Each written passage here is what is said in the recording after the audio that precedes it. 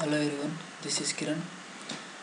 Today I am going to tell you about the algorithm called Cardan's algorithm.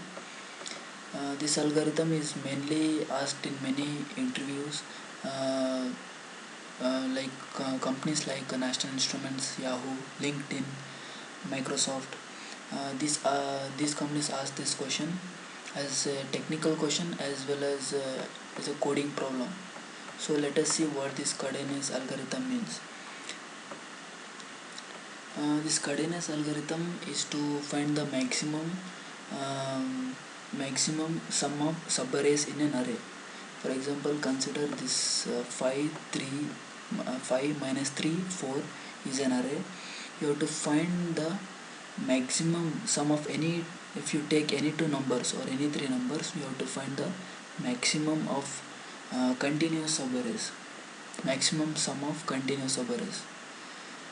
So I have written a simple program to this.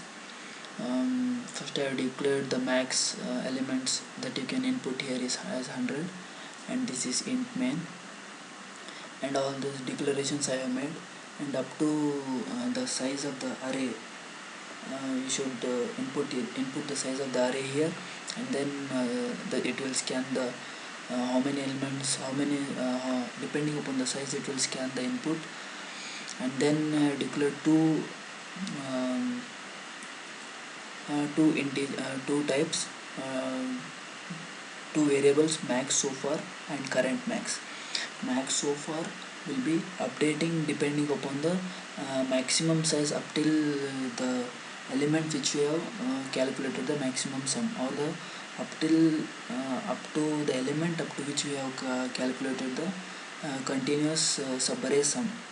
Max so far will calculate that, and that value will be stored in max so far, and current max will be currently up to which position we are calculating the maximum value, that will be temporarily be stored in current max.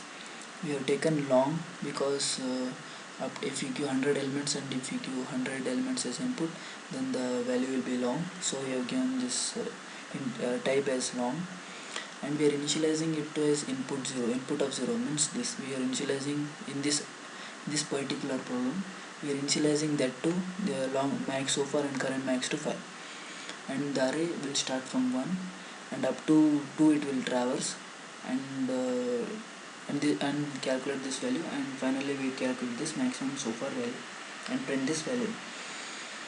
This in current max, it will check that input of 5 here is input of 1, it means minus 3 is greater than current of max plus input of 5. It means current of max is input of 0, that means 5 plus minus 3 is 2. It is checking that minus 3 is greater than 2, it is not.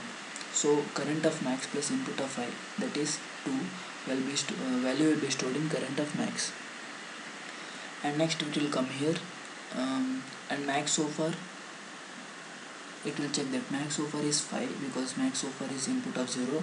It will check that max of 5 is greater than current of max is 2. 5 is greater than 2, yes. This is a conditional statement we are using here, question mark and a semicolon. This is called conditional statement, and it will check here max so far is 5, is greater than 2. If it is true, it will assign max so far to this one. If it is false, it will assign current of max to max so far. This is a conditional statement. Now this is true, so max so far value will be same, it will be 5 itself, and then it will come to 4. I will be incremented and I will be 2, and it will come here, and it will check that current of max is 2 and max so far is 5. Input of 5 is now input of 2, that is 4. Is 4 greater than current of max plus input of 5? Current of max is 2, 2 plus 4 is 6. Is 4 is greater than 6? No. So current of max plus input of 5 is 6, that will be assigned to current of max. Now it will again check that in the next line, it will check that max so far is 5, 5 is current of max is 6. Is 5 is greater than 6? No. So current of max will be assigned in max so far, and this loop is completed, and it will come out of the loop, and max so far is printed on the screen. I have taken a small example for this. You can take up to 10 elements in an array, and calculate. In this way it is calculated. You can decode this program, debug this program, and compile it and run, and you can check the output. This is a simple program I have written. There are many complex procedures available for this program, but this so far is this program is concerned, it is a very simple program to calculate the continuous sum of subarrays in an array.